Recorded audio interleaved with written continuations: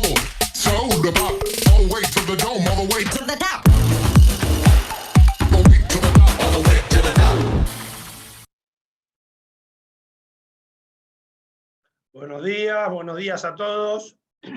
Mientras la gente va entrando, estoy mirando los cartelitos, hay unos cuantos alumnis por acá, así que bienvenidos a todos los alumnis, que tengan una jornada espectacular, y espero que todos los que no son alumni lo sean dentro de poco, digamos.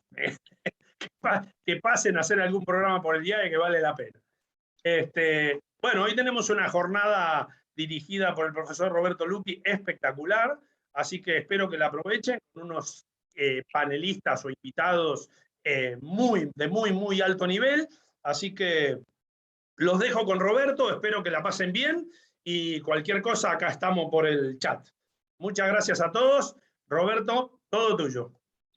Bueno, Ernesto, muchas gracias a cada alumni, que realmente es vital en nuestra institución, y también los alumnos, que son un poco la razón de ser nuestra, ¿no? De los profesores y de la institución. Así que muy contento de que estén hoy día.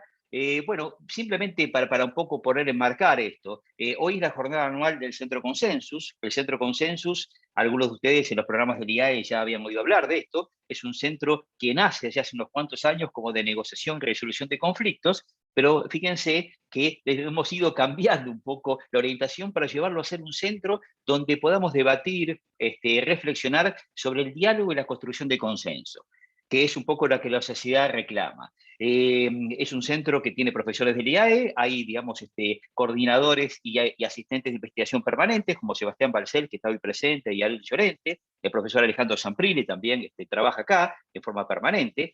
Y yo les diría que ha sido, digamos, un trabajo fuerte nuestro buscando el consenso. Ha habido, por ejemplo, el año pasado, si ustedes recuerdan, algunos que han sido repetitivos en la jornada, el año pasado fue el tema con los sindicatos. Y habíamos hablado de ese pacto social y productivo de diciembre del 2019, ¿no? Que se logró con ayuda de consensos en toda la cadena del sector automotor, ¿no? Con sindicatos, terminales automotrices, proveedores y concesionarios, ¿no? Creo que ese es el único pacto social y productivo permanente que hoy tiene leyes en el Congreso. Con lo cual, a ver, si bien la muestra, ¿no?, del punto de vista de investigación es acotada, podemos decir que hay chance de hacerlo. Se puede construir diálogo en la Argentina. Es posible y eso genera competitividad, genera empleo, genera previsibilidad. Pero la otra cara de la moneda, ¿cuál es? Que son muy pocos los ejemplos, muy pocos los ejemplos. Y es más, podríamos decir que si uno no sabe de este ejemplo, diría rispidez, la famosa grieta, no diálogo, tensiones, parece un país dividido como sociedad. Entonces hoy día la idea es reflexionar desde la visión regional, con mi colega Marcos Chitelli, que va a venir ahora a hablar con nosotros, y con, digamos, también la visión desde la academia, desde, digamos, los medios de comunicación, desde la política, si es posible, digamos, construir consenso o es una utopía. Esa es un poco la idea de la actividad, así que yo voy a pasar a darle la palabra al primer panelista, que como yo les dije, la visión que va a traernos es la visión regional, que creo que es muy importante porque cada vez más estamos interconectadas las experiencias de la sociedad. Bueno, Marcos Chitelli es colega mío, de hecho damos cursos juntos de negociación, así que es un enorme gusto. Él viaja a Argentina, yo voy a Brasil a dar clases, y él es director de la maestría del ICE. El ICE es una escuela muy relevante, la principal escuela de negocios de Brasil, muy importante, así que nos une un poco la pasión por la negociación y también la pasión por buscar consenso. Bueno, Marcos, muy contento de tenerte aquí, un gran gusto. Así que bueno, te doy la palabra, así podés empezar tu alocución y un concepto así general para todos los participantes. La idea es que el expositor va a presentar, en este caso Marcos va a tener su presentación, y después vía chat, ustedes pueden generar preguntas que serán de alguna forma ordenadas y le daremos cabida, bueno, al grupo que nos permita el espacio-tiempo que tenemos. Así que por chat las preguntas. Marcos, muy buen día, adelante. Buen día a todos. Es un gran placer estar en esta videoconferencia con vosotros. Agradezco a Roberto Lucchi por la invitación y nuestras escuelas por todo el apoyo para nuestra cooperación que hacemos en temas de resolución de conflicto y negociación, que son los temas que trabajamos juntos. Muy bien, hay un tema que yo creo que siempre me apasionó mucho, pero en estos tiempos que vivimos en Argentina, pero también en Brasil y otros países, gana cada vez más importancia y relevancia, que es el tema de la cooperación. Pensando en esto, hace más o menos unos 2 años, empecé una investigación que comparto ahora con vosotros algunos de los resultados. Es una investigación que sigue porque hay otros steps, ¿no? Hay otros pasos para hacer, pero ya tenemos algunas conclusiones muy interesantes y con aplicaciones muy prácticas sobre el tema de la cooperación. Entonces, comparto acá una presentación que va un poco guiar los temas que vamos trabajando. Bueno, entonces la gran pregunta que me vengo haciendo, ¿no? hace años y intenté trabajar en esta investigación es cómo promover la cooperación. Claro, de esta pregunta salen otras que están alrededor de la pregunta mayor, que es, primero, ¿cuáles son los elementos clave para lograr la cooperación entre las personas, entre los individuos? ¿Es posible crear estructuras en la empresa, en el país, para incentivar o no la cooperación? ¿Cómo superar posibles diferencias de opinión? Porque las hay. Somos seres humanos y con opiniones distintas, ¿no? Visiones distintas, valores distintos.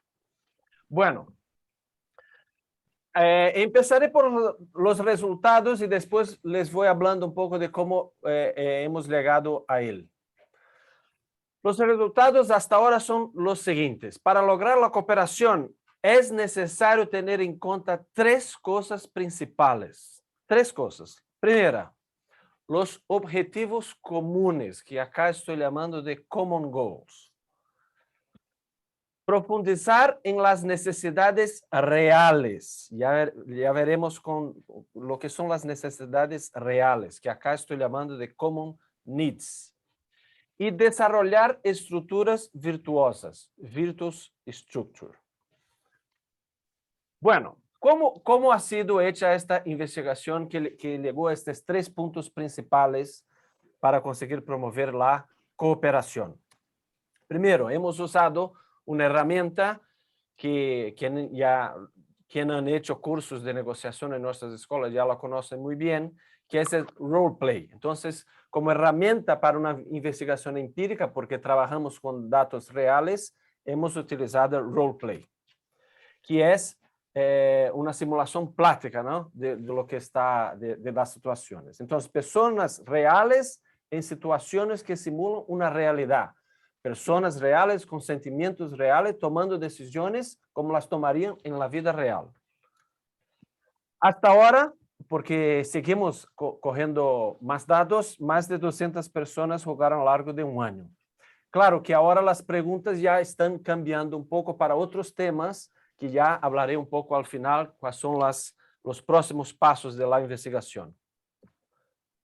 El roleplay entonces se tornó un caso de la escuela, un caso en que necesita al menos 3 personas con papeles distintos, 8 rondas de decisiones, 8 steps, como si fueran 8 años.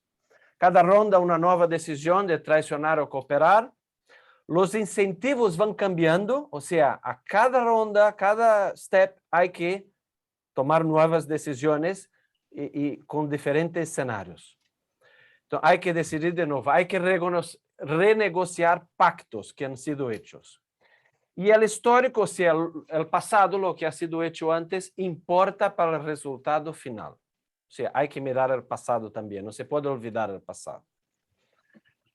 Muy bien, hablaré ahora siguiendo la estructura de los 3 puntos principales. Objetivos comunes, o common goals, como lo estamos llamando. En el juego, solamente empieza la cooperación, y esto se queda muy claro, empíricamente, ¿no? Con los datos, cuando profundizan con el diálogo en los objetivos comunes y perciben que es una situación en que todos pueden mejorar sus posiciones. O sea, ¿cómo hicimos? En algunos grupos empiezan el juego sin diálogo. Tendrán que imaginar cómo van a trabajar las otras 2 personas, ¿no? En otro grupo tienen 5 minutos de diálogo. En un tercero 10. Y es nítida la diferencia entre los tres. Cooperan mucho más cuanto más diálogo tienen. Para lograr esto es necesario estudiar la situación y dialogar. O sea, cuanto más diálogo, mejor. Y hay que salir de una mentalidad que es común cuando pensamos en conflicto, pensamos en negociación. Hay que salir de la mentalidad. Para yo ganar, tú tienes que perder. Para la mentalidad, para yo ganar, tú tienes que ganar también. Esto ha salido de las... hemos hecho muchas conversas con los estudiantes, ¿no? Después de los roleplays, y han salido en las entrevistas estos temas, ¿no? ¿Cuál es la conclusión práctica, ¿no? de este primer resultado? No es posible lograr cooperación sin, a través del diálogo, buscar objetivos comunes. Y los hay. Podemos, en algunos momentos, vemos que la pelea es tan grande que, mire, aquí es imposible, pero los hay. Pero hay que gastar tiempo con el diálogo para intentar llegar. Somos, al final, a pesar, ¿no? Malgrado todas nuestras diferencias, somos seres humanos con objetivos que no son tan distintos como puede parecer en un primer momento, ¿no? Segundo punto, las necesidades reales, que estamos llamando de common needs. El juego, si no profundiza en las necesidades reales que hay, que es tener buenos resultados a largo plazo, este es al final lo que necesitan, la gente no coopera.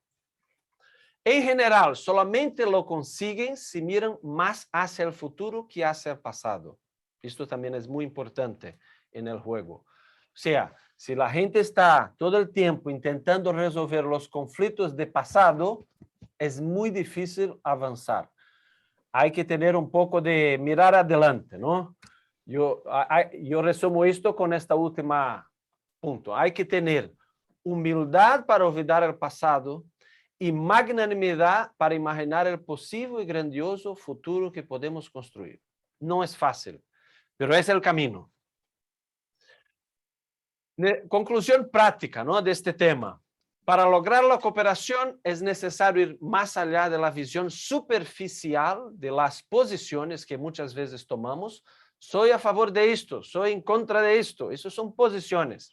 Para profundizar en los temas que realmente importan, ¿no? Tenemos trabajo, tenemos comida en la mesa, ¿no? Tenemos cultura y otras necesidades reales.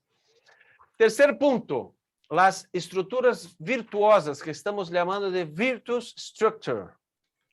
Aquí hay tres grandes conclusiones que nos llevaron a resumir con esta palabra, ¿no? Estructuras virtuosas. La primera es, en el juego, cuando aumentamos las ganancias de corto plazo, aumenta la tendencia de no cooperar, de traicionar. Y al revés, cuando disminuimos, aumenta la tendencia de cooperar. La segunda conclusión que hemos sacado. En el juego, cuando aumentamos las ganancias de largo plazo, aumentamos la tendencia de cooperar.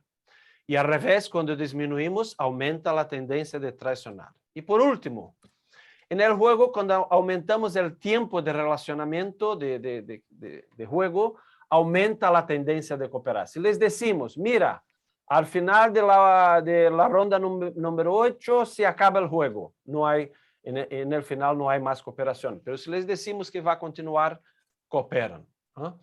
Entonces, con este estrés, estamos llamando a estas conclusiones de, mira, hay que pensar en las estructuras, hay que incentivar a la gente a cooperar, ¿no? La conclusión práctica que sacamos de esto es, para lograr la cooperación es necesario entonces, ¿no? Las tres variables, aumentar el tiempo de relacionamiento, disminuir los beneficios de corto plazo y aumentar los de largo plazo. O sea, que es necesario trabajar también en las estructuras. Esto sirve para las empresas como sirve para la sociedad, ¿no? Se trabajar las estructuras para que se incentive la cooperación. Muy bien, con algunas conclusiones, ¿no?, para la vida en sociedad, de estos tres tópicos principales. En política, no basta apenas apuntar el enemigo, hay que buscar objetivos comunes que unan a toda la gente, porque si hay pelea entre los políticos es porque también la sociedad está dividida. Entonces hay que buscar estos objetivos comunes que unan a toda la gente y también la oposición, no oposición al gobierno, pero los dos o tres distintas posiciones políticas, ¿no? Cuando oímos las necesidades reales de la población, percibimos que hay mucho más puntos en común entre las diferentes corrientes políticas do que se imagina. Pero hay que ir en las necesidades reales, no en los posicionamientos, no en las diferencias. Y por fin, no podemos exigir heroísmo de la población. ¿Qué quiero decir con esto? Si queremos que la gente, para dar un ejemplo muy simple, si queremos que la gente ponga la basura en su sitio correcto, no podemos exigir que anden por 1 kilómetro. Hay que tener basura cerca. Hay que crear estructuras que faciliten la virtud y la cooperación. Hay que pensar maneras de se organizar para conseguir esto. Una visión, ahora quería hablar un poco, ha pasado algunas cosas recientes en Brasil y me gustaría comentar, ¿no? Tuvimos recientemente, y hacer un paralelo con este estudio, porque se puede hacer. Tuvimos recientemente un discurso muy duro en nuestro Día de Independencia, que es 7 de septiembre, ¿no? Yo creo que han leído en los periódicos, ¿no? Solo para tener una idea, saco una frase que ha salido en ese discurso del presidente de Brasil. Ha hablado cosas tan duras como esta, ¿no? No podemos permitir que una persona, un solo hombre, transforme nuestra democracia y amenace nuestra libertad.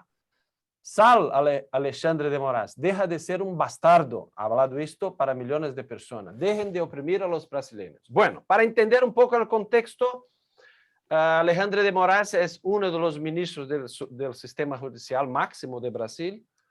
¿Y qué piensa toda esta gente que estaba en la calle cuando hizo presidente ese discurso?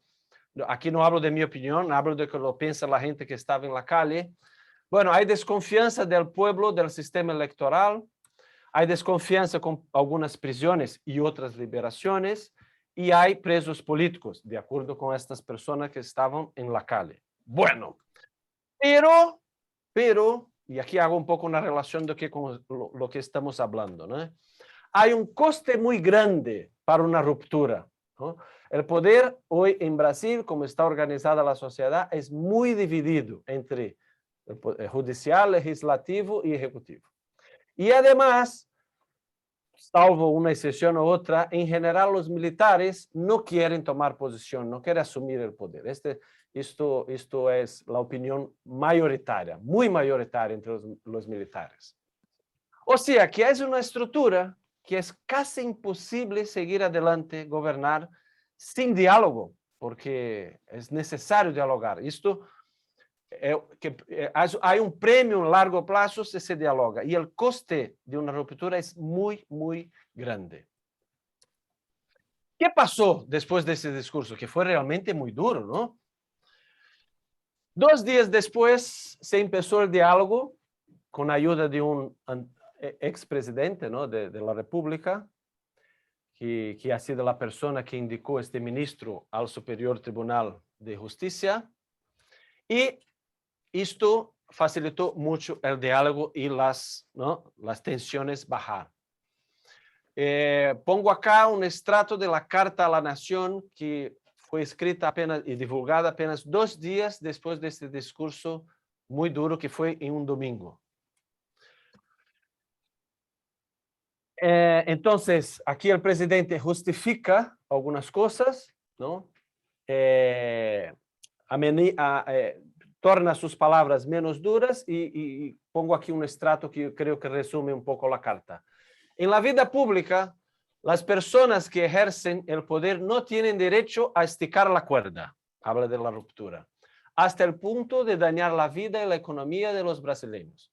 Por eso quiero decir que mis palabras, por momentos contundentes, fueron el resultado del calor del momento y de los enfrentamientos que siempre tuvieron como objetivo el bien común. Yo creo que acá hay un punto que es, claro que habrá diferencias, claro que habrá enfrentamientos, pero no se puede olvidar el bien común. Todos sabemos, por experiencias, ¿no?, del pasado en nuestros países, el coste que puede ser para la gente, para la sociedad, una ruptura. Pero acá no hablo solamente de las grandes rupturas, ¿no? También de esta falta de diálogo que ha ido saliendo en varias de las conclusiones que esta investigación sacó. Conclusión, ¿no? Para cerrar un poco esta presentación. Para buscar la cooperación en la sociedad, pero también en la empresa, ¿no?, en las diversas situaciones, hay que tener en cuenta 3 grandes temas. Primero, buscar objetivos comunes. Y más que esto, creer que los hay, pero hay que creer que los hay. No somos tan distintos, ¿no? No estamos divididos entre marcianos y venecianos, somos todos terráqueos, ¿no? Somos de la tierra. Las necesidades reales hay que tener en cuenta. ¿Cuántas veces se pelean tanto por cosas que son secundarias?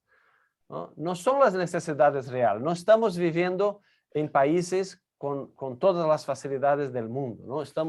Nuestros países, todavía hay mucha gente que no tiene cosas muy, muy básicas. O sea, estos son los problemas reales, ¿no? Y por fin, pensar que también las estructuras son importantes.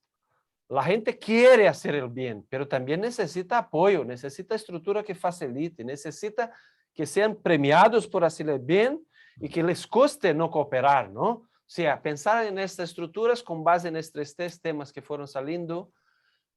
Por ejemplo, acá, pensando en la sociedad, un sistema judicial eficaz e independiente ayuda con este tema de pensar no a corto plazo, pero pensar largo plazo, ¿no? Pensar en el bien común. Entonces, creo que teniendo en cuenta estos 3 grandes puntos, no vamos a encontrar fácilmente la solución para cooperación, pero son como apuntan la dirección, ¿no? Para intentar y empezar a hacer este esfuerzo hacia la cooperación. Yo creo que también vale la pena tener en cuenta que cualquier solución fuera de una cooperación, como lo que casi, ¿no?, pasó en Brasil, al final es malo para todos, ¿no? No queremos que llegue a tanto. Es mejor que se busque lo que es el bien común, lo que hay de necesidades comunes, las necesidades reales, y pensar también en las estructuras que ayuden, que apoyen, no exigir de la población que sean verdaderos héroes para hacer cosas que a veces son tan simples como poner basura en su sitio correcto.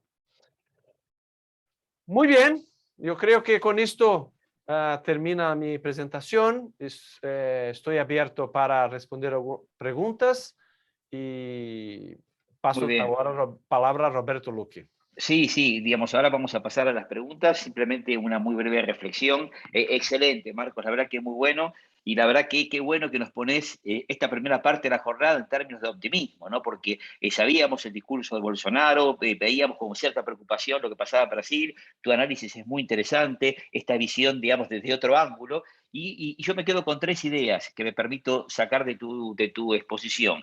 La primera es los intereses comunes, yo diría políticas de Estado, ¿no? Es fácil, si uno lo piensa, encontrar políticas de Estado para Brasil o Argentina, la tecnología, la educativa, la generación de empleo, hay miles de cosas que podrían unirnos más allá del partido político, ¿no? Y ahí se podría trabajar, o sea, eso es muy interesante lo que has puesto.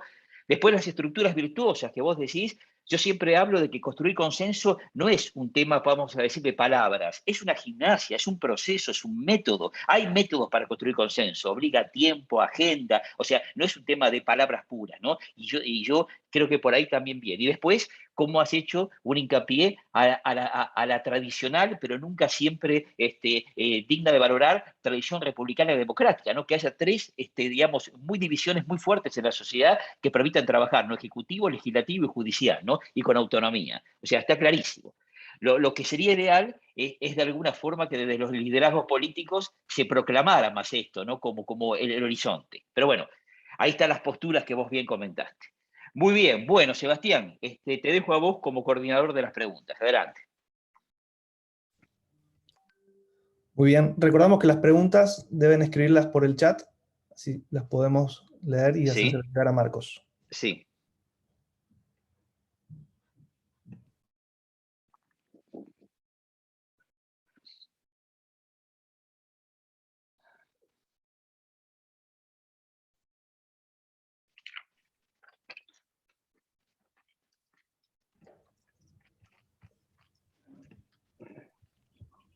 Una pregunta que muchas veces me hacen, cuando ya he presentado otras veces este resultado, una pregunta que muchas veces me hacen es que me dicen, ¿no? Me dicen, mira, es normal que en la política, es parte del juego político apuntar al enemigo. Entonces, ¿cómo vamos a conseguir cooperar si para conquistar atención, poder, estamos muchas veces apuntando al enemigo? Yo creo que la única manera es pensar que el enemigo no son las personas. El enemigo son las situaciones. Puede haber situaciones que son malas para todos y hay que arreglar. Pero las personas, el otro puede estar equivocado, pero merece que pensemos que quiere hacer el bien. Hasta que no podemos juzgar la conciencia final de la gente. O sea que, como principio, yo creo que vale la pena pensar que la gente, aunque esté haciendo mal, quiere acertar, quiere hacer el bien. Esta es una pregunta que sale mucho. No sé si hay otra, Sebastián. Sí, Marcos, acá Carlos Aloe pregunta cómo seducir cuando el otro no quiere entrar en la búsqueda del encuentro, en la búsqueda del acuerdo, de la cooperación.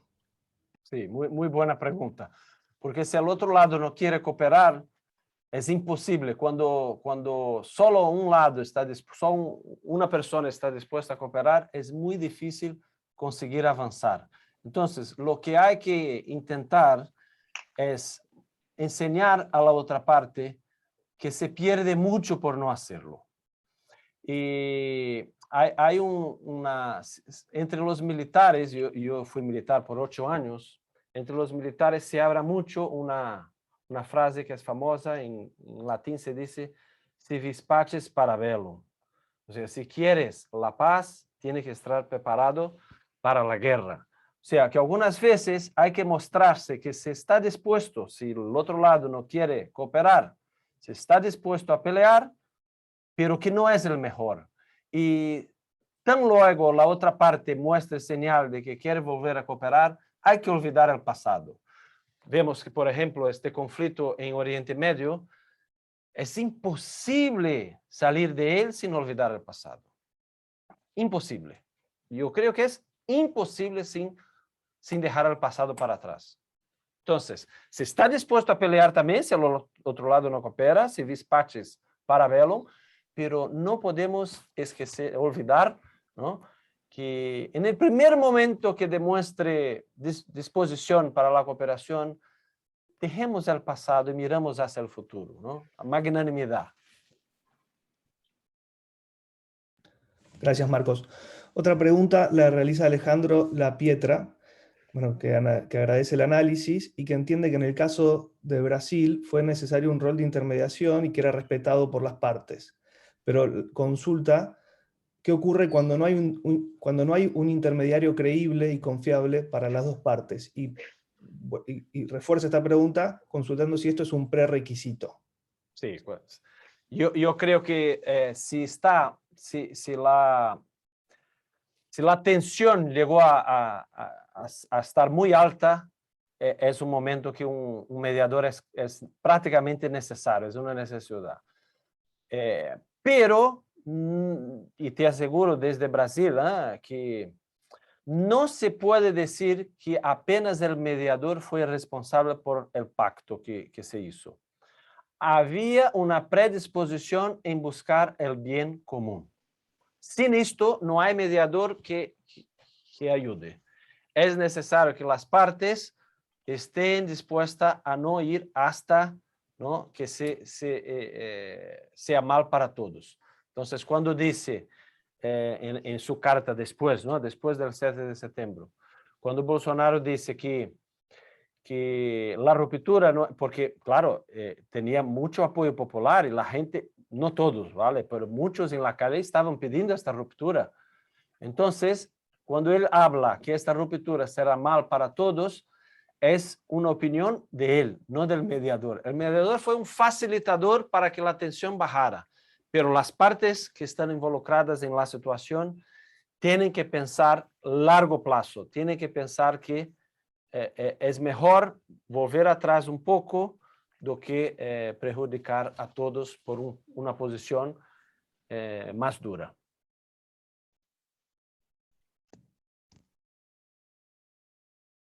Muy bien.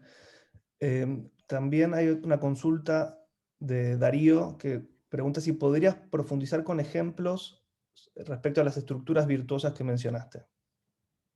Sí. Un ejemplo para la sociedad que ya he hablado son el sistema judicial independiente y fuerte, que es lo que pasa en Brasil, ¿eh? Piensa que hace pocos años atrás, un expresidente ha ido a la cárcel. Esto necesita un sistema judicial muy independiente. Entonces, en la sociedad, un sistema judicial independiente también ayuda mucho que los poderes estén muy compartidos, no haya una concentración de poder. Esto, por más que es una tentación, ¿verdad? Aún más si miramos que hay países que viven esta concentración de poder y parece que funciona.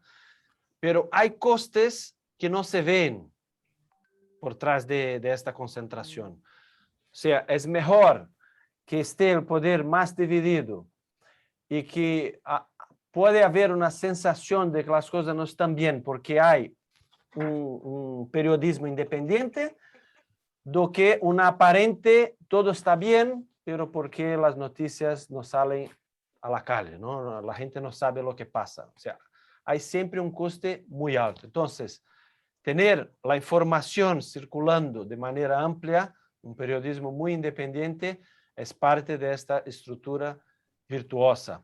Que las leyes sean de facto aplicadas, ¿no? Por ejemplo, basta pensar que si una persona no coopera, hace algo mal fuera de la ley y no va a la cárcel, va a volver a hacer, ¿no? Va a volver a no cooperar. O sea, el coste de corto plazo hay que ser muy alto y hay que tener muchos beneficios de largo plazo. Perfecto, Marcos. Y vamos ya con las últimas preguntas. Luis Han pregunta si ves la posibilidad de aplicar estos conceptos en el conflicto de intereses que hoy existe entre los países del Mercosur. Sí. Nuevamente, ¿no? Nuestros países, si miramos desde un conjunto, no solamente de un país, pero desde un conjunto, tienen muchas necesidades comunes, ¿no? ¿Hay conflictos de intereses? Los hay, somos distintos, tenemos situaciones distintas, pero también hay necesidades reales y comunes que hay que trabajar. Ahora, los conflictos de interés no van a desaparecer. No se trata de no mirar que existen los conflictos. Se trata de pensar más allá del conflicto de interés. Lo que puede nos unir, hay comercio, por ejemplo, entre los países, ¿no? Son países que están cercanos, hablan idiomas, si no son, ¿no?, el mismo idioma castellano, son idiomas muy semejantes como el portugués que hablamos en Brasil. Entonces, es no pensar que los conflictos van a desaparecer, pero buscar cuáles son las necesidades reales por detrás de estos conflictos, salir simplemente de la toma de posiciones, quiero esto, quiero aquello, no, pero ¿por qué quiere esto? ¿Qué está por detrás de esta demanda? ¿Por qué me estás pidiendo estas cosas? Y mirando hacia el futuro, construir puentes, construir consenso en cosas que pueden ser buenas para todos. Esto es diálogo, hay que dialogar. Nosotros estamos viviendo esto en la sociedad como un todo. Esto nos pasa en nuestros grupos de WhatsApp. Es impresionante, cada uno toma una posición y no la... Pero, ¿qué está por detrás de esta posición? Y cuando miramos esto, ¿no? Está el bien común. Y los conflictos hay que dialogar, hay que ceder un poco, ¿no? Mira, que seguro que las dos partes en este conflicto que pasó en Brasil han cedido un poco, ¿no? Por ejemplo, yo hablaba que hay una desconfianza con el sistema electoral. De facto, hay una desconfianza de una parte importante de la población. Fue votada una ley que tuvo mayoría, pero no suficiente para aprobar cambio en el sistema electoral. ¿Vale? Un lado perdió, el otro ganó. Pero me pareció muy interesante el gesto del presidente del tribunal que ha dicho, en razón de la gente que no confía en el sistema electoral, no voy a hacer lo que estaban pidiendo porque es una locura, pero voy a abrir los códigos que el gesto pueda acompañar las elecciones. Entonces, hay un gesto de apertura, ¿no? No voy a hacer todo lo que me piden porque él no está de acuerdo y es normal el conflicto de interés, pero cedo un poco, muestro buena voluntad, muestro que el otro lado no es un enemigo y comprendo sus preocupaciones. Muy bien. Muy bien, Sebastián, muchas ¿algo gracias, más? Marcos. Pasamos ahora, gracias Marcos, pasamos, ya estamos en tiempo, pasamos a Roberto Lucci para iniciar el segundo panel. Bueno, perfecto, perfecto. Sebastián, Marcos, excelente, muchísimas gracias, muy interesante. Has dejado el debate en un punto muy alto, la verdad que muy agradecido. Así como antes de pasar a este segundo panel que tenemos, también muy interesante, es verdad, la cooperación, yo también me permitía decir, para un poco unir con lo que decía al principio, un pacto como el que hemos hecho en el sector automotor, uno no cabe duda de que la industria está mucho mejor con el pacto y el diálogo que antes. Hay leyes del Congreso que avalan ahora en la industria y están de alguna forma mucho mejor para atraer inversiones que antes. O sea que el diálogo también genera efectividad en los resultados.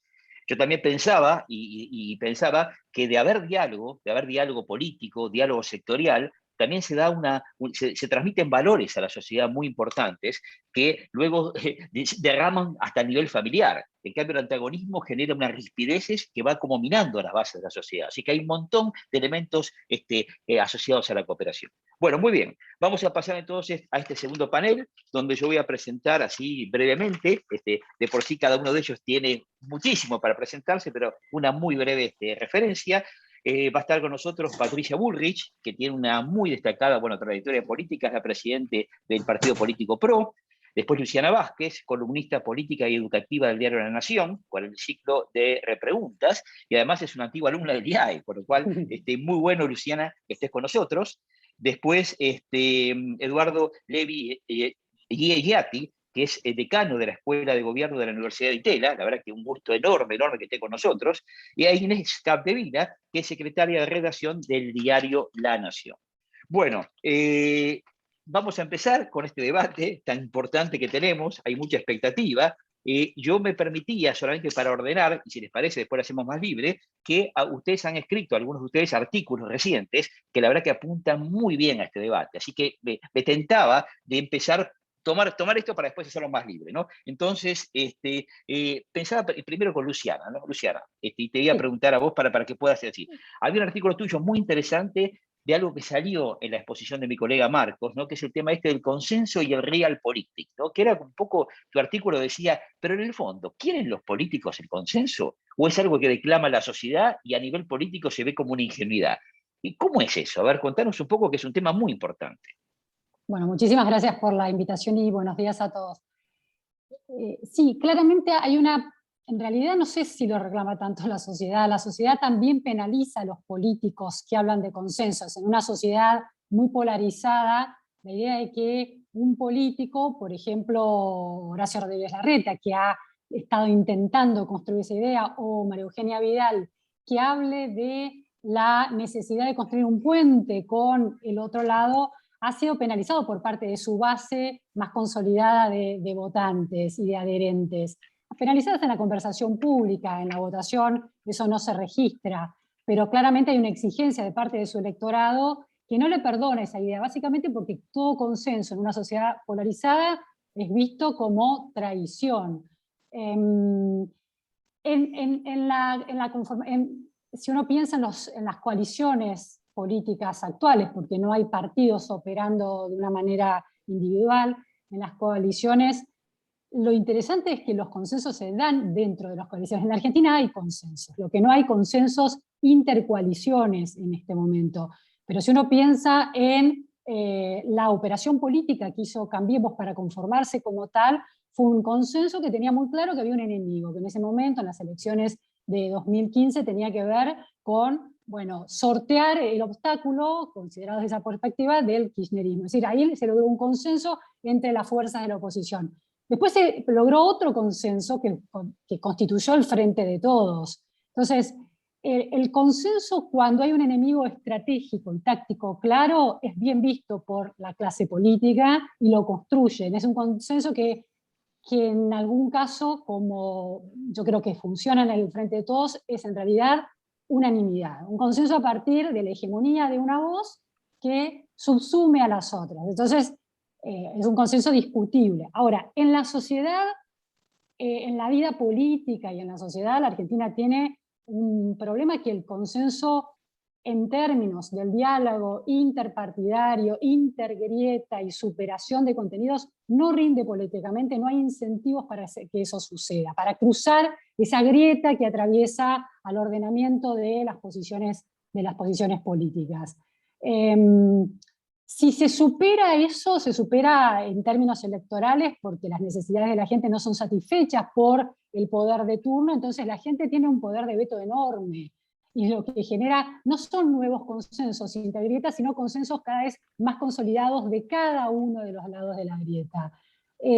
Claramente la postura política, por ejemplo, del larretismo en Ciudad de Buenos Aires es ampliar la heterogeneidad dentro de esa, que es una forma de concebir el consenso en esa posición. Entonces, toda enunciación del consenso en términos bien pensantes, que era lo que yo sostenía en mi columna, que lo hizo Facundo Manes durante los primeros meses de campaña, ¿no? Se estaba recién entrenando en la vida política, es visto como ingenuo. Los consensos en la política se hacen a espaldas de la gente en general, son negociaciones, lo que se llama la rosca, y los que se hacen adelante de la gente terminan construyendo y consolidando la polarización. Esa es un poco mi mirada.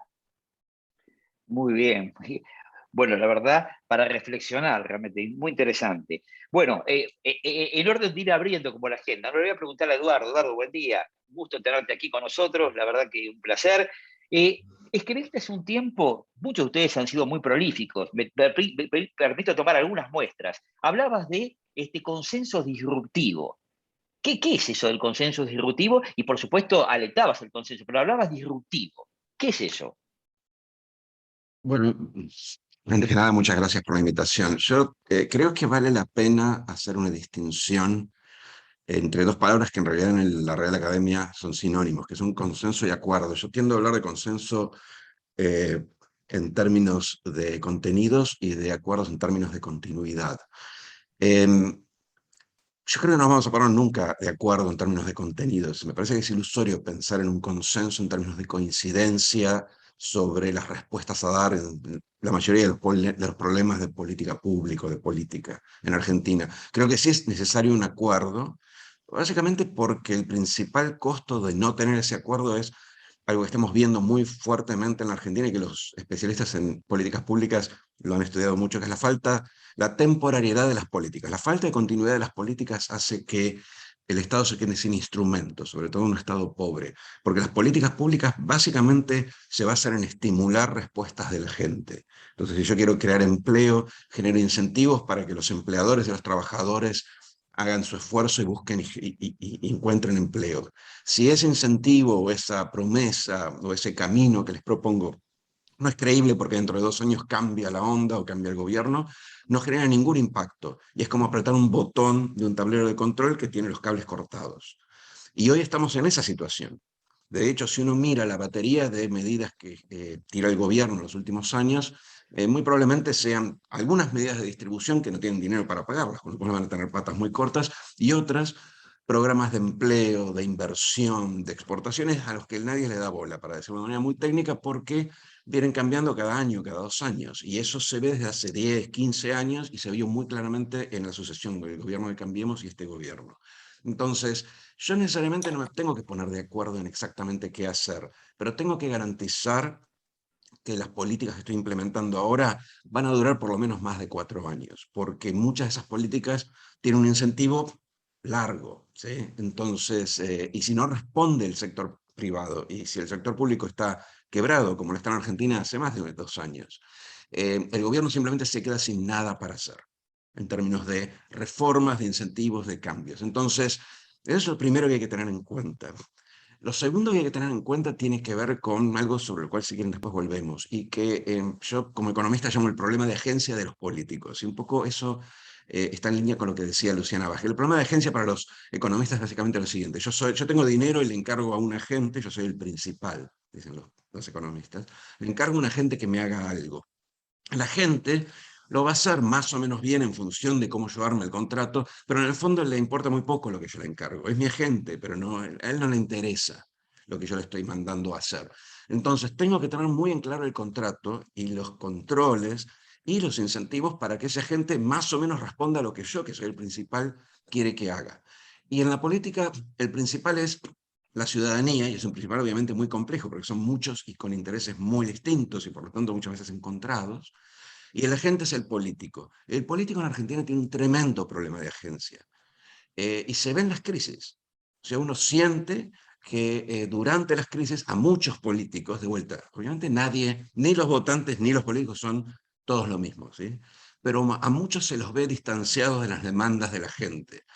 Básicamente da la sensación de que, primero, que no sufren cíclicamente con nuestros ciclos, lo cual es cierto, porque ellos no se quedan sin trabajo, al contrario, muchas veces se expande el sector público y se expande el sector político, y no sufren en términos ni de ingresos, incluso a veces ni de reputación, porque muchos se dedican a marcar, a diagnosticar la crisis, con lo cual la crisis les da letra, si se quiere, sobre todo si uno está en la oposición. Y en algún punto el votante y el empresario, el trabajador, empieza a pensar que por ahí el político no le importa mucho lo que está pasando, ¿sí? ¿Por qué? Porque los incentivos de la clase política en todas partes del mundo, pero sobre todo en países pobres y complicados como el nuestro, muchas veces radica en mantener ciertas cuotas de poder o cierto balance de poder, o incluso dentro de las coaliciones en las que se mueven, ¿sí? Y entonces se produce un problema de agencia en el sentido de que no importa qué tan profunda sea la crisis y qué tan negativo sea el diagnóstico. Y en Argentina la crisis es actual, pero aparte es dinámica.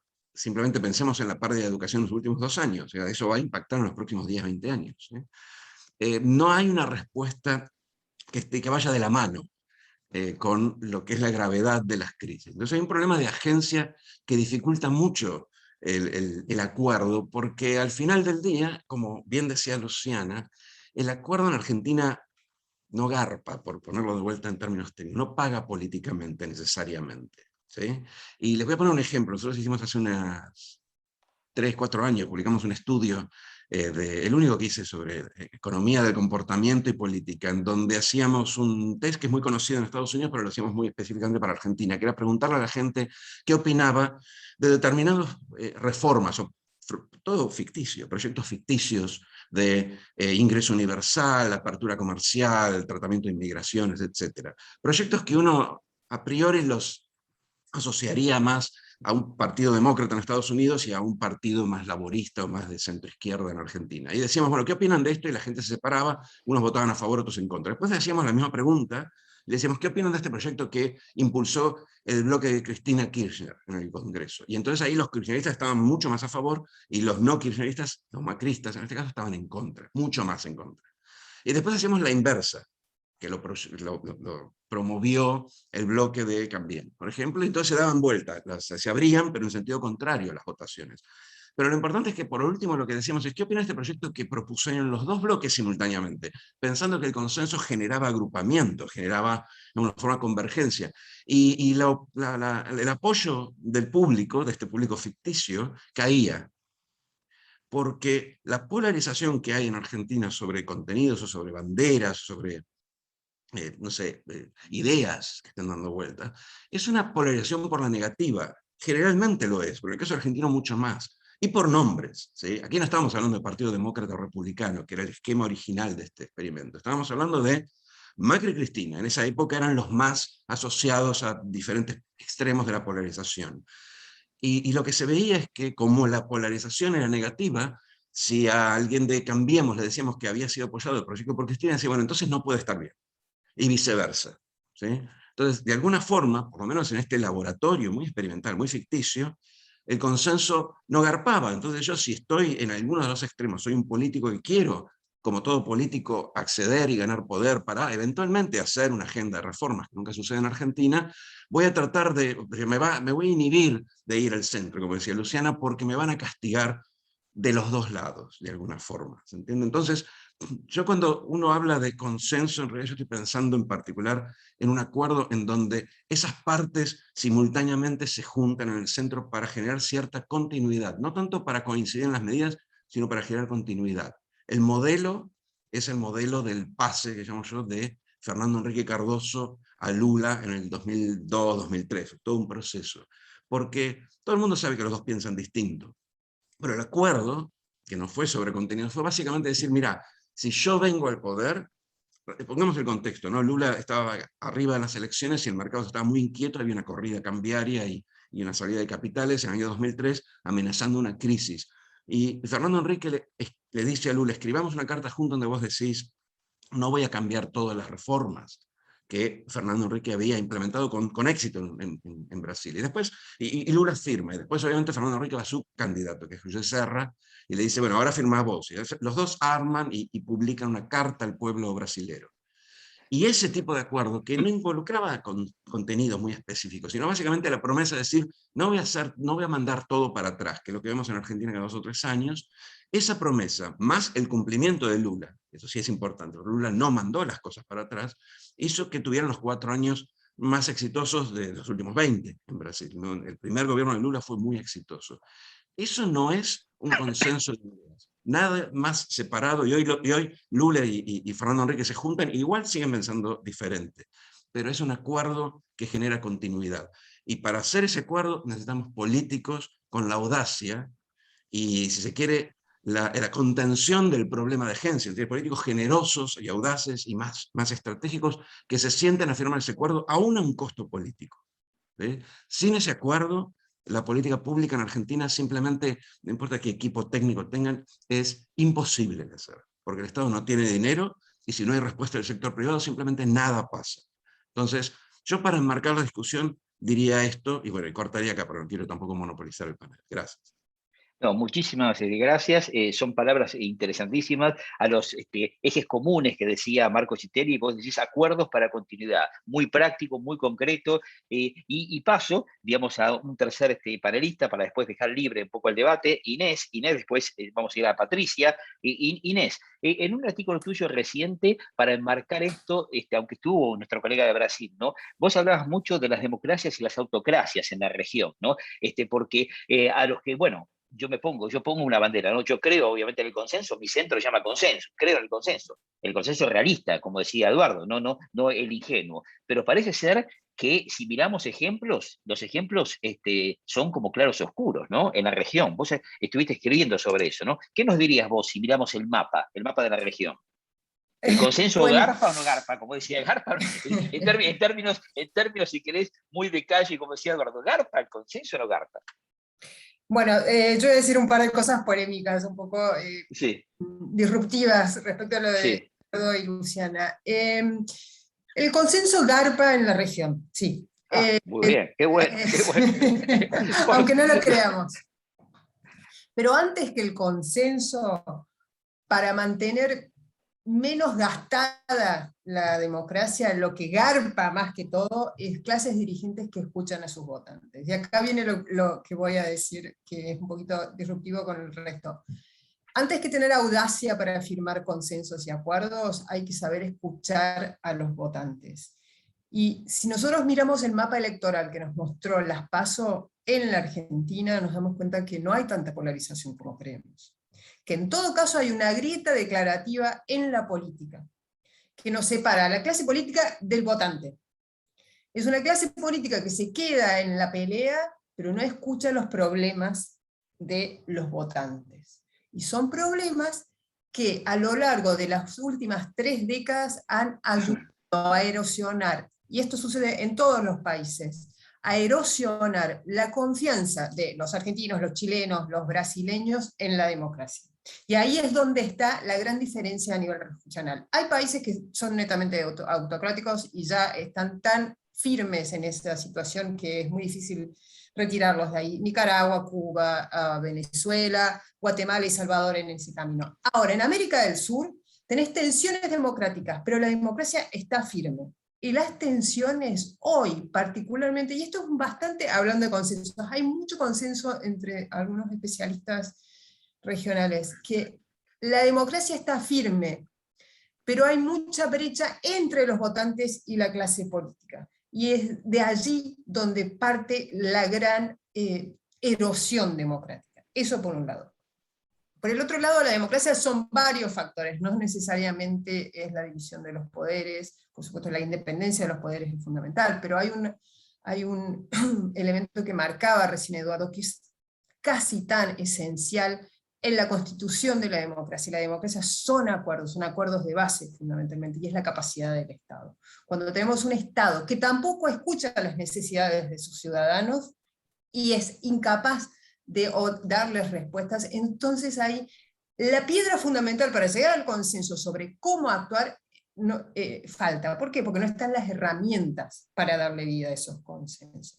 Entonces yo creo que la polarización, así como yo a veces pienso que a la Argentina le falta mirar el mundo, también creo que a los políticos les falta mirar el resto de la Argentina y no solo la grieta que anida en las grandes ciudades argentinas. Sí, son grietas muy visibles, son grietas muy ruidosas, pero no necesariamente son grietas que reflejan lo que piensan los votantes. Entonces, creo que nos hace falta muchísima más comunicación entre nuestras clases dirigentes y los votantes. ¿Por qué? Además, porque después los votantes nos sorprenden. Sucedió en Chile, en estas últimas primarias para elegir candidatos presidenciales, sucedió en Perú con la elección de Pedro Castillo, y, ojo, sucedió en estas elecciones PASO, donde el gobierno pensaba el viernes que iba a ganar por X cantidad de puntos y terminó perdiendo en su gran feudo la provincia de Buenos Aires por 3 puntos. Entonces, los consensos creo que es una segunda etapa. La primera etapa es escuchar las necesidades, detectarlas, identificarlas y tener herramientas para resolverlas. Una vez que tenemos las herramientas, pensamos el método y tratamos de acordar sobre eso. Pero primero hay una etapa que es donde, esa etapa base, que es sobre la que se sustenta la confianza de los ciudadanos en la democracia, que eso empieza a temblar bastante. Bueno, muchas gracias, Inés. Muy interesante, la verdad, muy bueno, con mucho dato regional, excelente, bueno, muy buena introducción.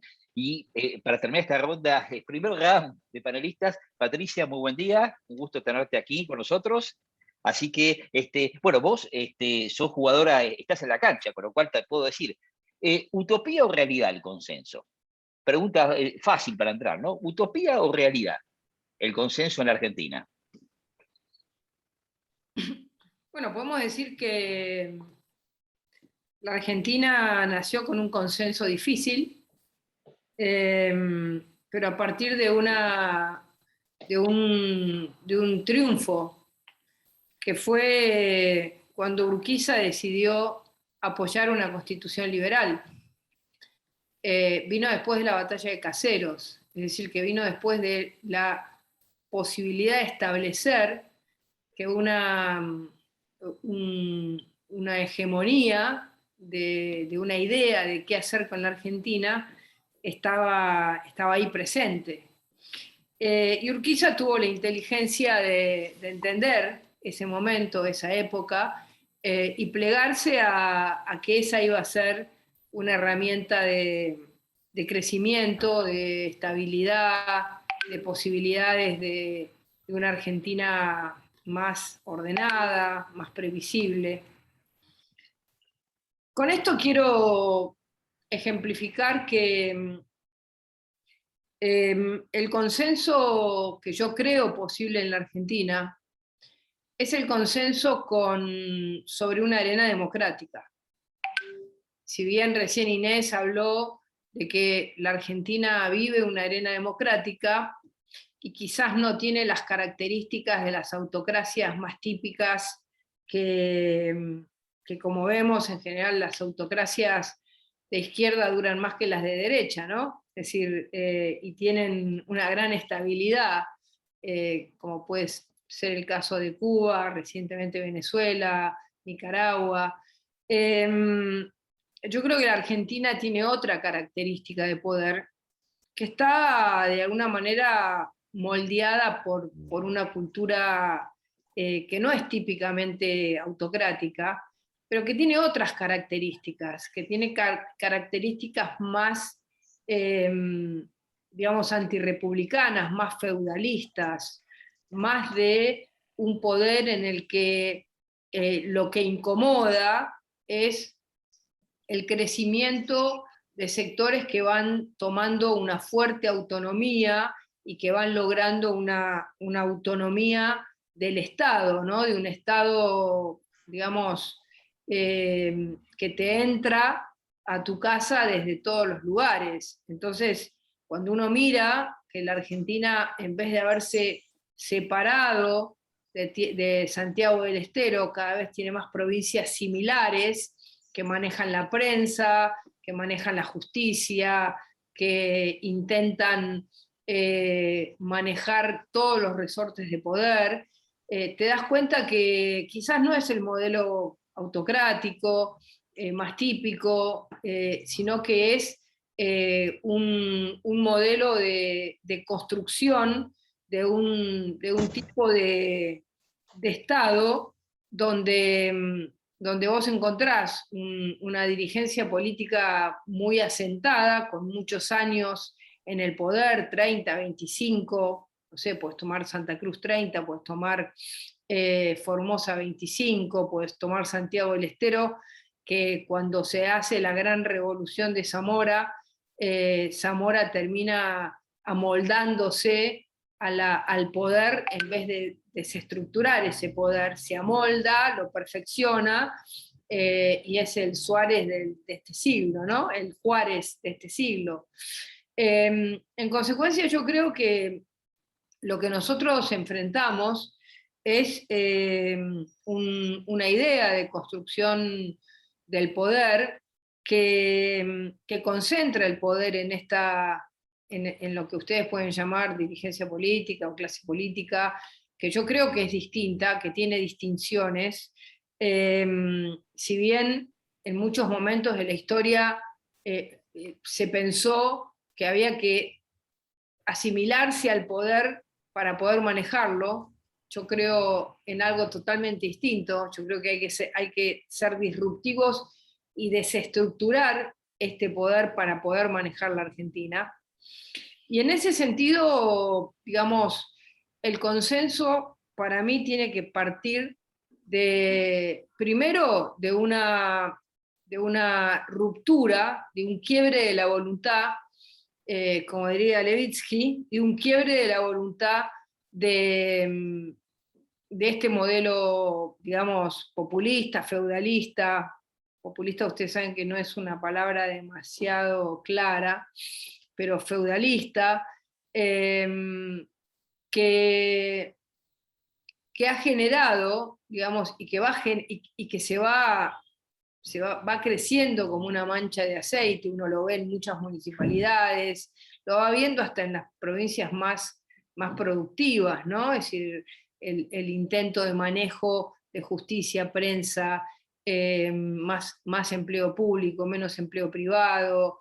Entonces, yo creo que el consenso, tenemos que decir, bueno, a ver, la sociedad argentina es una sociedad de una casta política, de un Estado cada vez más desarmado en cuanto a lo que le brinda la sociedad, y una sociedad que no se quedó en casa desde la cuarentena, sino que está en casa hace 10 años con la lógica de los planes sociales, que te eternizan en una guetización, que te dejan en tu lugar, que no te mueven, que no te moves, que no tenés capacidad de tener una aspiracional, frente a una sociedad de clase media, con más economía privada que pública, con facilidades para que esta economía crezca, con desestructuración de todos los sectores que te traban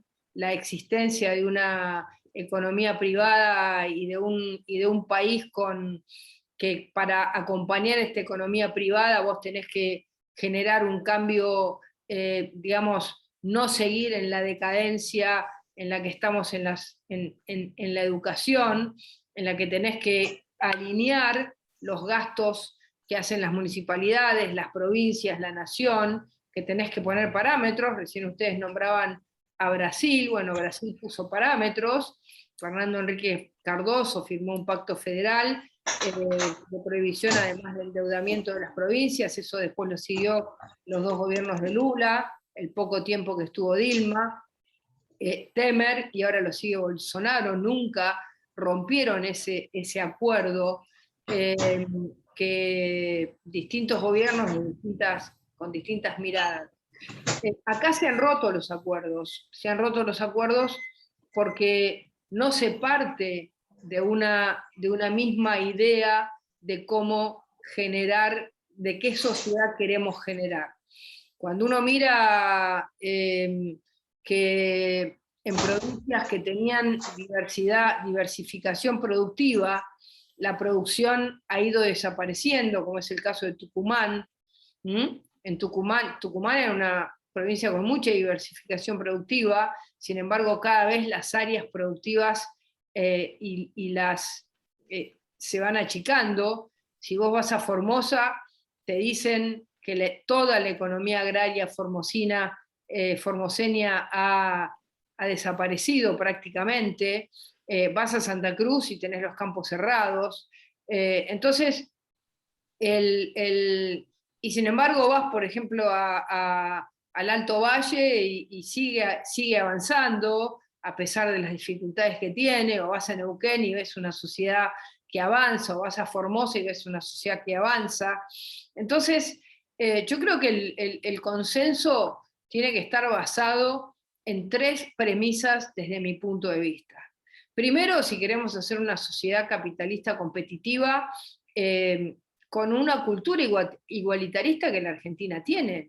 No es que la Argentina vaya a cambiar su cultura igualitarista, pero esa cultura igualitarista ha desaparecido o está desapareciendo en áreas centrales, ha desaparecido en la educación, ha desaparecido en la universidad. La universidad hoy no solamente sigue cerrada, sino además no da lo mismo estudiar en la Universidad de Buenos Aires o en la Universidad de Córdoba que estudiar en otras universidades que todavía tienen un nivel mucho más inadecuado para un profesional como el que, digamos, te puede brindar una universidad como la de Buenos Aires o el IAE, ¿no? Es decir, para darles un poquito de crédito a ustedes también. Entonces, me parece que la lógica de lo que tenemos que plantear es: ¿existe consenso para armar una sociedad que tenga, digamos, una capacidad de que su dirigencia no sea una dirigencia toma todo, ¿no? Atrapa todo en el sentido del voto, que podría ser razonable, sino toma todo? Tomo la prensa, tomo el Poder Judicial, tomo a la sociedad, y podemos hacer un pacto sobre una Argentina productiva, creativa, que estas pequeñas llamas de esperanza se conviertan en algo realidad, estos mercados libres, este campo de nuevas empresas que hay en la ciudad de Tandil, entre la universidad, la municipalidad y el campo que ha creado 100 empresas de software y de hardware que hoy exportan al mundo entero, la modernización de la vid que ha hecho Mendoza con un vino que se exporta y que hoy gana los premios a los mejores vinos en el mundo, la posibilidad de las áreas de alta tecnología que podemos tener hoy en cualquier parte del país, la posibilidad de retomar las actividades productivas y para eso cambiar radicalmente la política social. El plan social y la política social ha generado un estancamiento, ha roto la movilidad, ha deconstruido la movilidad. Sin embargo, fíjense ustedes que cuando uno le pregunta a los argentinos, y esto lo hemos hecho nosotros en estas elecciones mucho, ¿cuántos se sienten de clase media? Y el 90% de los argentinos te dicen nosotros somos de clase media. Si uno lo mira por ingresos, no son de clase media. Y no estoy hablando de clase media en un sentido marxista de la clase, estoy hablando de clase media en un sentido de los atributos que tiene una clase media, que es poder tener un trabajo que te permita crecer, que tus hijos estén mejor que vos, que los puedas mandar hoy ya no solamente a una universidad, porque en la Argentina hay millones de universidades, no es tan difícil entrar a la universidad, pero sin embargo tenemos la mitad de los chicos que no terminan la secundaria, teniendo una oferta universitaria, que tenés una universidad, vas en el Gran Buenos Aires y te encontrás en una universidad cada 10 cuadras. Sin embargo, no tenemos terminalidad secundaria. ¿Estamos dispuestos a cambiar seriamente este secundario que ya no sirve para nada? ¿Estamos de acuerdo en cambiar la verticalidad de una educación que no genera capacidad de razonamiento? ¿Estamos de acuerdo en volver a mezclar la universidad, la escuela pública, y que no sea la escuela de los pobres? ¿Estamos de acuerdo en generar simplificación, desregulación, modernización de las leyes laborales, o nos vamos a encontrar con los sindicatos que van a seguir diciendo sigo con la ultraactividad del 1975?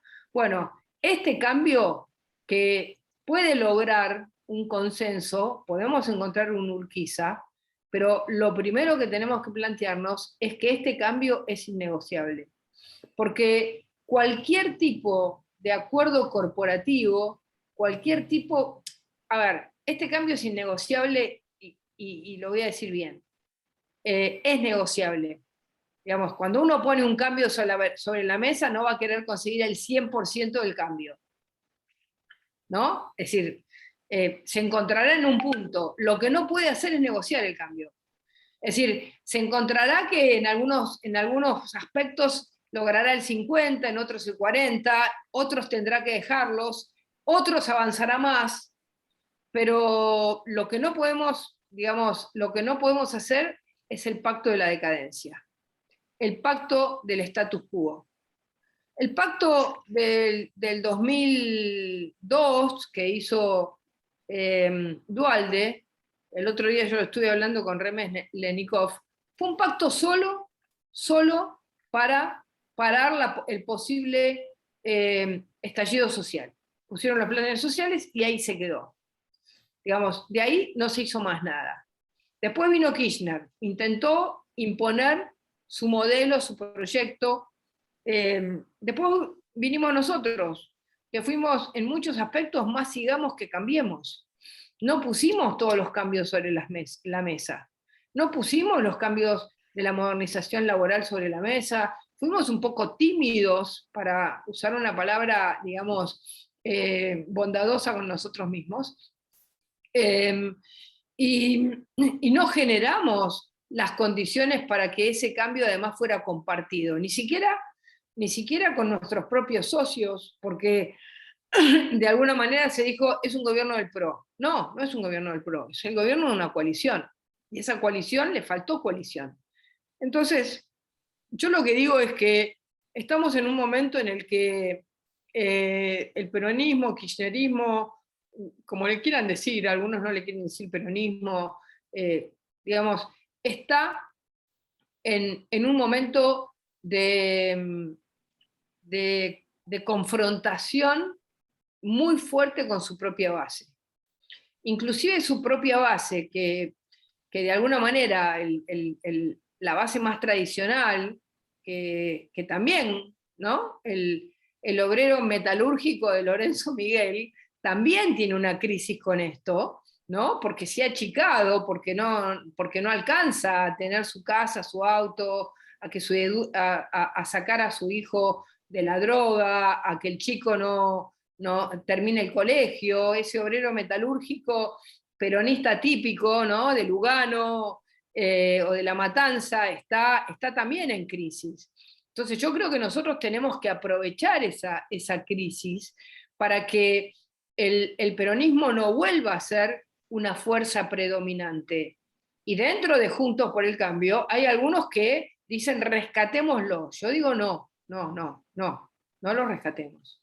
Digamos, rescatemos a aquellos que van a tener cargos institucionales en base a pactos muy concretos, ¿no? Pacto federal, cuántos empleados públicos vas a tener por habitante, cuánto le vas a poner a la inversión privada, cómo vas a facilitar la creación de empresas, cómo vas a bajar las tasas municipales, que en algunos lugares son un escándalo, cómo vas a terminar con ingresos brutos, cómo vamos a armar una base impositiva razonablemente pro producción.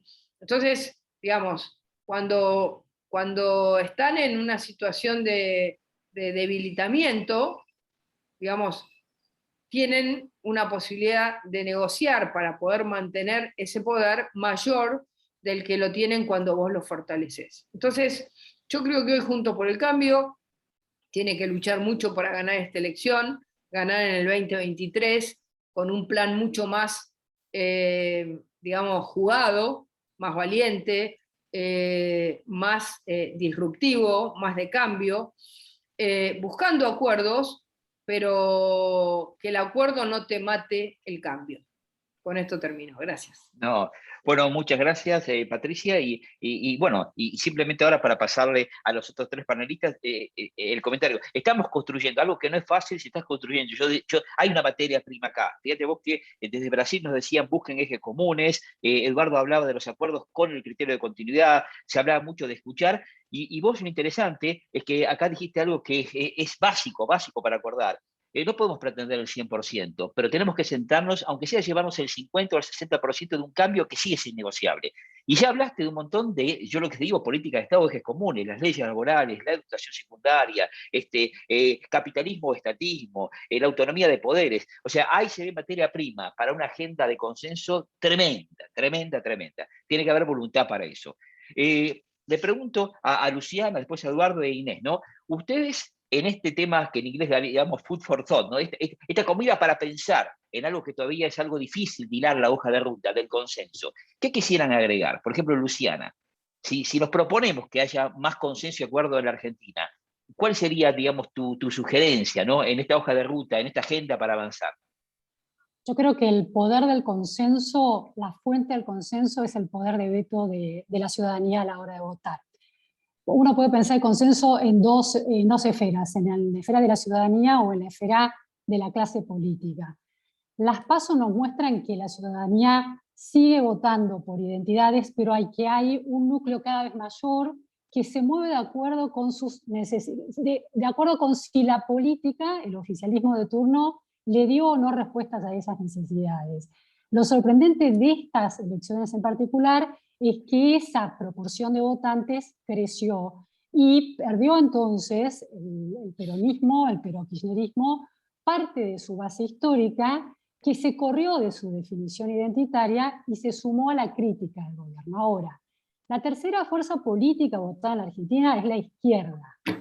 La izquierda, en términos de la respuesta o la pregunta acerca de qué matriz productiva, de qué peso del Estado, de qué peso de la meritocracia, de qué peso de la actividad privada, de cómo se genera el empleo, de cómo se respeta o no el derecho a la propiedad privada y cómo eso es la vía más indirecta pero más sustentable para la generación de empleo, tiene respuestas muy distintas a las de los otros votantes que también castigaron al gobierno. Es decir, en esa masa que castigó al gobierno, esa masa de votos, ¿qué quiere decir cada voto? Está por verse. Pero lo que está claro es que, aun cuando, y lo que no ha sucedido en Argentina, las cúpulas dirigentes políticas, empresariales, puedan generar consensos, y el ejemplo claro es Chile.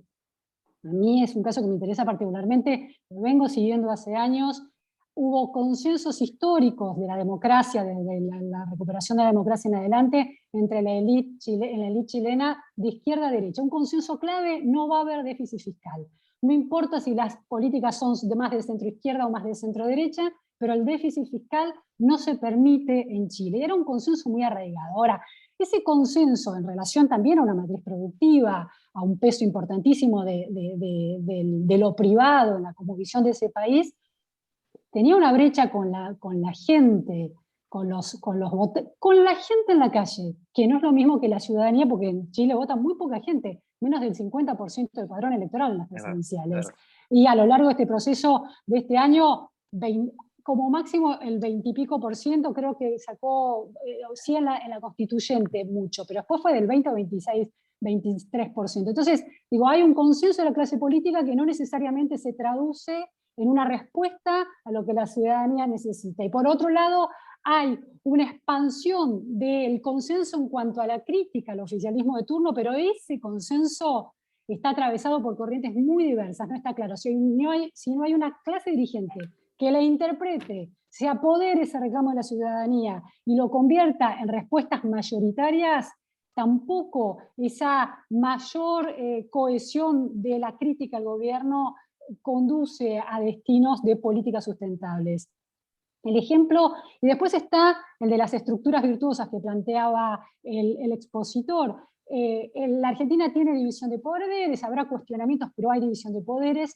En diciembre de 2017, cuando se votó finalmente la reforma previsional en el Parlamento, funcionando como tenía que funcionar, a pesar de las 14 toneladas de piedra en la calle, fogoneadas en parte por la oposición kirchnerista, ese consenso que se logró en el Parlamento no logró sostenerse. Es decir, hay un nivel de complejidad de la concreción de los consensos sustentables, concretos, que lleguen a la gente y que sean respetados por la clase política, en esto que señalaba Eduardo, del cumplimiento de ese acuerdo de respetamos la matriz productiva, Lula, Fernando Henrique Cardoso, respetamos ciertos parámetros de la ciudadanía y de la vida política y social brasilera, y lo vamos a cumplir.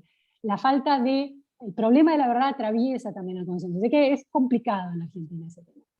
Muy bien. Eduardo, ¿cuál sería tu comentario? Mirá, vos mencionabas, te voy a dar ejemplos concretos de a qué me refería con que los consensos tienen que ser disruptivos. Te digo, ¿qué es lo que yo pienso que debería estar sobre la mesa y por qué eso es disruptivo? Lo primero que tendría que poner sobre la mesa, lo primero que tendría que hacer es estabilizar. Nosotros estamos siempre al borde de una crisis financiera / nominal. Y estabilizar implica, en particular, hacer un acuerdo fiscal, es decir, limitar el poder de las provincias. Entonces, en el 17 no estuvo mal ese acuerdo, tenía cosas, digamos, debatibles, pero no era un mal acuerdo y se revirtió casi inmediatamente por la crisis. Lo primero que necesitas es eso y un acuerdo que ponga límite al endeudamiento. Nunca se hizo y es profundamente impopular. Y en ese sentido es disruptivo. Impopular políticamente, impopular entre los políticos, y sobre todo en los políticos federales, en las provincias. O sea que hay que ir contra esa gente. Después hay que hacer una reforma tributaria. En Argentina todo el mundo piensa que hay que bajar el impuesto a las ganancias y subir el impuesto al patrimonio. Y en el mundo, y en la Argentina, los economistas y muchos políticos, yo creo que Patricia coincide, piensan exactamente al revés. O sea que votamos reformas a ambos lados, amigos, colegas de mi propio espacio político, ¿sí? Reformas tributarias marginales que van exactamente en el sentido contrario de lo que deberían ir. ¿Okay? Entonces, si uno hace la reforma que tiene que hacer, progresiva, de eliminación de impuestos, incluyendo ingresos brutos y varios otros que son horribles. Y aumentando lo que es la contribución de ganancias personales y corporativas, eso va en contra del consenso popular. Hay que tener audacia, porque hay que explicarle a la gente que todo lo que veníamos diciendo antes, subir el mínimo no imponible, bajar esto, eso estaba mal. Hay que ser audaz, es disruptivo en ese sentido, y por eso no lo puede hacer un solo partido, porque inmediatamente la oposición va a jugar oportunísticamente con esta visión equivocada de la gente y nos va a tirar piedrazos, si queremos hacerlo. Hay que hacer una reforma previsional. La gente que habla de reforma previsional nunca se hizo. Se cambian formulitas. Se cambian fórmulas que nos dan algo para ganar fiscalmente el año que viene a expensas de los próximos años. Ni siquiera es que esa fórmula reduce el déficit previsional a largo plazo. Bueno, hay que hacer una reforma. Esa reforma está pautada, de hecho. Se votó por unanimidad en el 2016 en el marco de la ley de reparación histórica, ¿sí? Hay que subir la edad jubilatoria, hay que incorporar la esperanza de vida. Lo que se acaba de aprobar hoy de jubilación prematura va exactamente en contra de donde veríamos una jubilación. Bueno, alguien se lo tiene que explicar a la gente, porque esto es una democracia. Una cosa que es muy importante y que hay que tener en cuenta es que Argentina y en general Latinoamérica son los únicos países del mundo que son pobres y democráticos. Y ser pobre y democrático es mucho más complicado que ser pobre y, como en el caso de los países asiáticos, y tener un régimen autoritario. Porque uno tiene que negociar con la población. No puede un político hacer lo que quiere, tiene que convencer a la población tiene que liderar en esa negociación también con sus propios votantes, ¿sí? Y cada una de estas cosas que estoy diciendo implica una comunicación, implica decirle a la gente, mira, te engañaron. Lo mismo que ahora se está viendo, por suerte, gradualmente, con el tema de la pobreza inclusiva, de los planes sociales, se tiene que hacer ese proselitismo con cada uno de estos temas. Emergencia laboral, digamos, nunca vamos a hacer una gran reforma laboral. Se intentó con Cambiemos, los elementos de esa reforma no eran malos, de hecho, y algunos yo los estoy tratando de impulsar de vuelta, aunque sea separadamente, pero hay que encontrar la diagonal para hacerlo, porque también es disruptivo en ese sentido. La gente piensa que la reforma laboral es en contra de los derechos de los trabajadores, y al final lo que tenemos es un montón de excluidos laborales. No pueden estar peor, pero hay que saber contar esa historia, hay que ir contra ese consenso. Hay que hacer una reforma educativa que piense más la educación para el trabajo. De nuevo, dentro de la tribu pedagógica hay mucha gente muy distinta, pero hay muchos maestros y teóricos que piensan que hablar de educación para el trabajo es fabricar trabajadores baratos para el sistema capitalista. Bueno, hoy estamos fabricando excluidos laborales, creo que peor no podemos estar. Pero, como de vuelta, como decía, hay que dar esa discusión, en el sentido de que ser disruptivo, hay que ir en contra de la corriente, de una corriente que se va anquilosando en la dirección equivocada. Hay cosas como, por ejemplo, la conectividad universal. Ahí hay que ir contra las empresas. Nosotros tenemos un programa, un mercado de conectividad muy concentrado, y cada una de las provincias o incluso municipios que han querido durante la pandemia abrir el acceso a la conectividad se han enfrentado con negociaciones complicadas con los operadores privados. Bueno, ahí hay que disrumpir también ese mercado, y la conectividad es fundamental, te digo, por más que nos surgen mucho en las campañas. La conectividad es el tren del siglo XXI. Sin conectividad no hay forma de tener federalismo económico en Argentina, ni tampoco educación pública federal. Y por último, está todo el tema de los programas sociales, que de vuelta hay que ser disruptivo, porque yo tengo que dejar de regalar programas sociales contra empleos que son ficticios. Y eso hay que decirlo, la gente ya lo ve en el fondo, tampoco es que la gente no ve la realidad. Nosotros tenemos que pensar la política social como un puente laboral, como un puente hacia la inserción laboral genuina. Y tenemos que condicionarla a eso, condicionarla a tener una formación laboral que de alguna forma facilite muy gradualmente, porque ese problema es estructural, muy gradualmente que facilite que esta gente que hoy está excluida de por vida, ellos y sus hijos y sus nietos, que vayan incorporándose a una sola sociedad. No tiene ningún sentido pensar que la sociedad puede tener unos insiders que trabajan y se desarrollan, y después una economía popular paralela que se arregla como puede y es permanentemente subsidiada. Y ahí también hay que disrumpir. Entonces, cada una de estas medidas, y debe haber más, obviamente, pero esas son las que yo he ido trabajando, cada una de estas medidas tiene un componente innovador, disruptivo, y tiene un componente disruptivo del discurso público. Uno tiene como político, y acá me incluyo, porque yo hago un poco, trato de hacer un poco esa tarea, aunque obviamente los líderes como Patricia deberían ser los verdaderos representantes, tienen que de alguna forma empezar a discutir esto con la gente, anticipadamente a la elección. Porque en una democracia las políticas no pueden no ser en alguna medida emergentes de lo que piensa la población. Y si la población toda piensa en contra, es muy difícil impulsar esas reformas. El acuerdo es con la oposición eventualmente, para no poner palos en la rueda, pero también es y fundamentalmente con la sociedad. La sociedad tiene que estar de acuerdo, o por lo menos sospechar que hay algo bueno en estas reformas al final del túnel, porque si no es muy difícil avanzar con ellas. Muchas gracias, Eduardo, por esta, digamos, visión disruptiva del consenso, que además es muy lógica porque es tan complejo que si no sos disruptivo es imposible hacerlo. Muy interesante. Inés, en este cierre que estamos haciendo de cada panelista, ¿no? Sí. Sí, básicamente yo creo que el primer consenso al que tiene que llegar Argentina es la urgencia de la educación. Es el consenso que más tarde, si lo tomamos más a largo plazo se siente, pero es el que más profundo va. El mayor predictor de la confianza en que la democracia puede resolver los problemas a nivel regional, no solo de Argentina, no son los ingresos, no es la afiliación política, es la educación. Entonces, ahí tenemos básicamente el camino, primero, que tenemos que forjar entre todos. Ahora, el primer camino es cómo reincluir a los chicos que han sido expulsados, ya no del mercado laboral, sino del mercado educativo. Eso por un lado. Y por el otro lado, esa reforma, ¿por qué es urgente? Porque nosotros, en todas nuestras discusiones sobre democracia, a veces olvidamos lo que es hoy la mayor amenaza para la democracia en la región, y es el crecimiento de un paraestado o un narcoestado, que en algunos países se ve con muchísima más fuerza que en la Argentina, México, Colombia, Venezuela, Brasil, pero en la Argentina ya lo estamos viendo en algunos focos. Tenemos el futuro de lo que va a ser la Argentina en algunas partes del conurbano, en algunas partes de Rosario, si no tenemos esos consensos que son urgentes, no son a mediano plazo, son urgentes.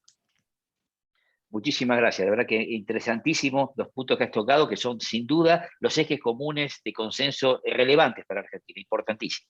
Patricia, en esta síntesis ya final, estamos en el cierre ya. Bueno, a ver, estoy de acuerdo con lo que decía Eduardo, que hay que ser disruptivos y hay que animarse a decir las cosas más claramente. Creo que esconder lo que uno plantea como programa de gobierno después genera una rápida oposición. Creo que hay que plantearlo, no asustarse.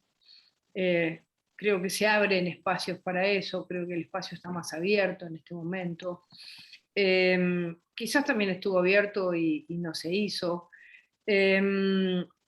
Y yo creo que estos acuerdos y estos pactos deben de partir de quizás de una posibilidad de que la cultura predominante de la Argentina, que ha sido una cultura de poder muy clara, muy concreta, que la describí antes, parta de una base nueva de impopularidad. Digamos, me parece que eso sería una buena posibilidad. Hay un cambio de paradigma, pero el tren te puede pasar y no verlo, y no hacer los cambios que tenés que hacer. Entonces, considero que nosotros tenemos que ser, desde Juntos por el Cambio, lo digo, tenemos que ser más claros, no sé si usar la palabra ideológicos, pero tenemos que decir más lo que queremos para la sociedad. Tenemos que salir del placar, no tenemos que tener miedo de hacerlo. Y creo que eso es mucho más sincero, porque podés partir de un no, que te digan eso no, pero también podés partir de, bueno, esto es lo que se dijo, y sobre esta base se ganó una elección, y eso te da una legitimidad que te permite luego poner los temas en debate, los temas en discusión. Y hay que decirlo ya, digamos, Hoy hay que decir que la jubilación para gente de menor edad no es una buena medida, por más que afecte electoralmente a mucha gente que lo ve como una salida, pero no es una buena medida cuando objetivamente no sabes ni cómo lo vas a financiar. Eso te alarga los años de pago de jubilaciones a mucha gente y te impide hacer un cambio real, que lo tenés que hacer acá y en varias partes del mundo. Así que yo estoy de acuerdo en abrir la posibilidad de un consenso, pero creo que hay que matar al populista que tienen en la Argentina todos los partidos, inclusive junto con el Cambio. Bueno, excelente, excelente, la verdad, un lujo. La verdad, el objetivo de esta reunión o jornada anual de consensus era justamente desarrollar esto. Yo digo, materia prima para el razonamiento, materia prima para hojas de ruta, y la verdad que si uno desgrabara lo que han dicho ustedes, no tengo duda que hay una voluntad, digamos, común de que hay que ir a acuerdos realistas, hay que saber ceder para avanzar, y quedó una agenda de temas que sin duda, ya si hubiera validación de que esos temas son los relevantes para Argentina, la educación, el narcotráfico, los planes sociales, ¿qué avance haríamos? ¿Qué avance haríamos para la sociedad y como mensaje a los ciudadanos? Bueno, la verdad que les agradezco muchísimo a Patricia, a Inés, a Luciana y a Eduardo estar acá, un panel de lujo, lo repito. Estamos muy justo de tiempo, me decía mi coordinador, estaba el tiempo ya previsto, así que vamos a cerrar porque, bueno, no queremos avanzar más en la agenda que estaba estipulada. Agradezco, digamos, muchísimo a los panelistas, agradezco a los alumnos de IAE y a la comunidad que estuvo aquí. Y bueno, tratemos todos desde nuestra función de ciudadanos contribuir también a que el diálogo, el consenso, la verdadera democracia sea algo que podamos tener en Argentina a pesar de lo difícil y desafiante que es el entorno para lograrlo. Bueno, les agradezco a todos, muy buen día y estaremos en contacto. Bueno, muchísimas gracias. Bueno, por favor, gracias, Patricia. Gracias. Saludos. Hasta Gracias. luego. Adiós.